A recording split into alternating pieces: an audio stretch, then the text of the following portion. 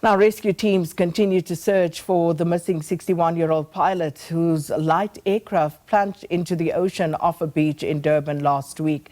The pilot was doing an aerial display which formed part of the Next Generation of Professional Summit that was held in Durban. SABC News reporter Jayed Paulse is on that story. Let's take you there live now. Jayed, good morning. It's been a number of days now, and of course, I can't imagine what the family must be feeling at this point. But talk to us about where we're at and if there are any further developments.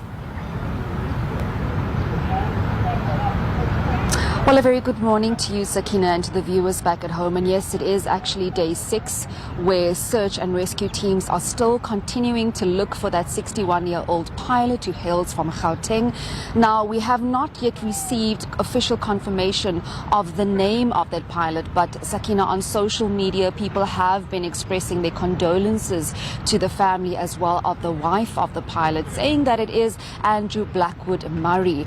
We await an official response from either the Department of Transport or Aviation or the family itself. But on social media, people have been expressing their condolences. Here on the ground, we haven't seen search and rescue teams out yet. It could possibly be because of the weather conditions. It's quite hazy this morning, and over the past couple of days, in fact over the weekend, we saw rough seas, very windy in Durban, and this probably could also have affected operations. But to speak more about the efforts on the ground, I am joined by ALS Paramedics Managing Director Gareth Jameson. So thank you so much for joining us, Gareth. I mean, it's been a number of days now, and it's such a sad story. I imagine that the family needs solace, they need closure.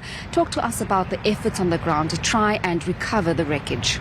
Yes, thank you very much. The teams have been going out daily. As you said, the conditions haven't been the best. They do have specialized equipment that they're also using now that are on the boats itself, and then obviously as far as possible the divers go into the water. The biggest issue, as you said, is the conditions, but also the visibility is very bad in this water. I mean, if you just look in the water, it's brown when the waves are breaking. So the team meets every morning and then obviously waits, checks the tides, checks the wind, etc., and then come out and try and find the wreckage, and they're going to keep on trying to try and bring closure to the family, as well as for investigation purposes. Now, you and I were here on day 1, and we actually saw some parts of that plane washing onto shore. I don't know if you can speak on this, but how much of the plane has been recovered? Yeah, unfortunately, that would be CAA to confirm. But yeah, I mean, it was multiple pieces that were found, as you saw on day 1, and day 2 as well, that were washed onto the beach, as well as found floating in the ocean. Any indication of the black box also washing ashore?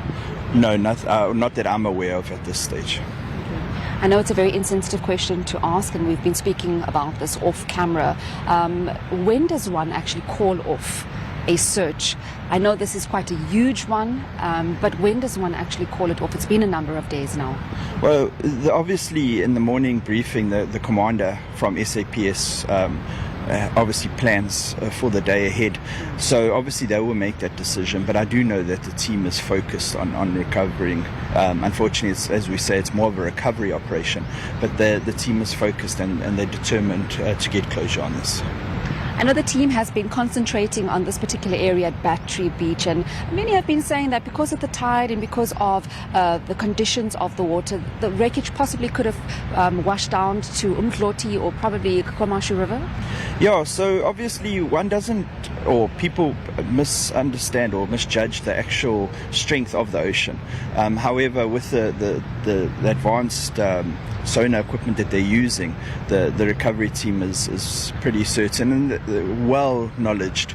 I mean, they're working with all the necessary authorities, NSRI, the lifeguards, and these gents and ladies know these beaches very well. Obviously, they've been working here for years, so it's a combined effort, and then they go on planned as to where the crash site was and what they're trying to locate from there moving out.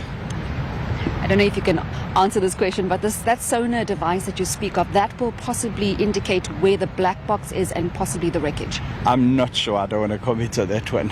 Thank you so much for joining us, Gareth Jameson from ALS Paramedics. They're just talking to us about the recovery efforts of that wreckage, Sakina. It's been day 6 now. Weather conditions have not been favorable, as you heard Gareth saying there, but they will continue the search for that 61-year-old missing pilot.